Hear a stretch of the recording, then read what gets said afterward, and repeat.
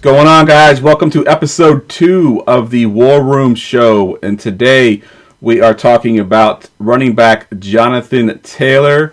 I'm here, as always, with Ryan Searfoss. And we are sponsored, of course, by expandtheboxscore.com.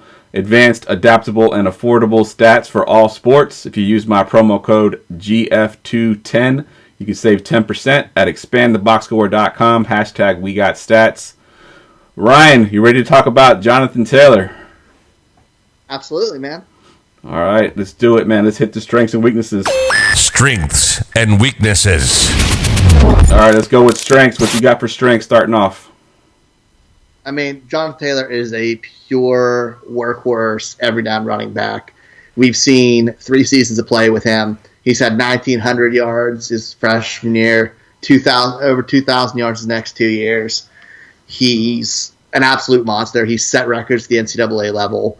He is a beast between the tackles. He can bounce it outside if need be. He can bounce outside. He's a size, speed, strength combination you want. He's basically your prototypical running back, similar to how we saw Zeke come out. He was the entire package of what you're looking for. Nice. He's incredibly, incredibly well-rounded. There's no super huge weakness. I know we'll mention a few, but there's no real nick in his armor that's going to hurt his game or he's not going to be successful at the next level. Nice. Good stuff. Yeah, I love to hear that. You know, we love those running backs in fantasy football. All right, what about his weaknesses? You said he doesn't have many, so what are they? He hasn't had a ton of experience receiving. This year he had his most catches in season, which was 26. His previous 2 he had 88, so we haven't seen a ton there. He lacks elite breakaway speed, so he's not going to be a guy who's going to be breaking 60-yard runs every time. He can break a big run, but it's not like that hold your breath and he's gone type thing. And the biggest thing that scares a lot of people is his mileage.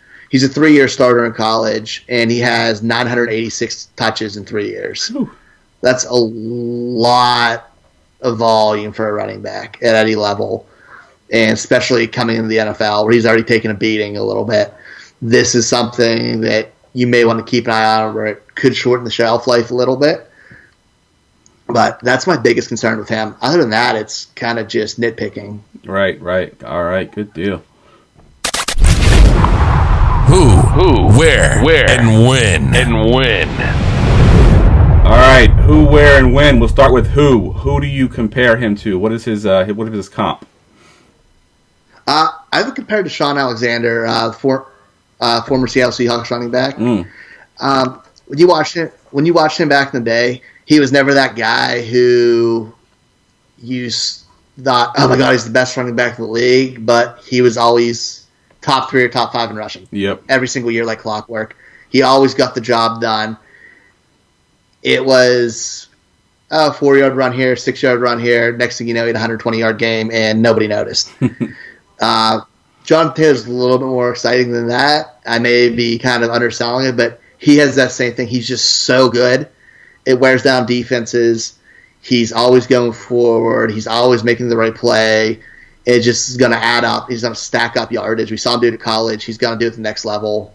He's phenomenal. Good stuff. All right, so if you were to draft him somewhere, where do you want him to go? Which team do you like him for?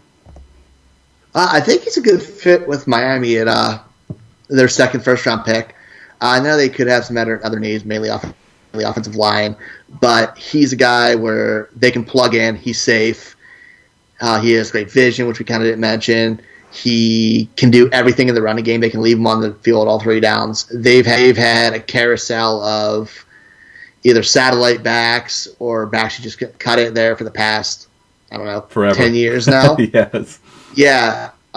If they get a young quarterback in place, cough Tua, who we're going to talk about, or somebody's going to talk about later, someone like that to protect him with a solid running game could be huge. And Jonthan Taylor can do everything for them and be the focal point of their offense. All right, good stuff. All right, so when are we drafting him in our dynasty leagues? Top 5, potentially as high as you want. Anywhere from 1 to 5, I'm comfortable with it. If you're drafting, you want the safest pick in the draft, who you know you can plug and play for the next 3 to 5 years. which has shelf life for running back. He's your man. You're not going to have to worry about him. He may not end up being the top rusher or like the top fantasy scorer in this draft, but I guarantee you, you're never going to have to worry about him. He's as solid as can be, and I love him as Dynasty at that level. All right, good. I'd gladly take him number 1. Good deal. All right, so if you need a running back, Jonthan Taylor is the man. The bottom line. All right, Ryan, give me the bottom line on Jonthan Taylor. He's a complete package, man.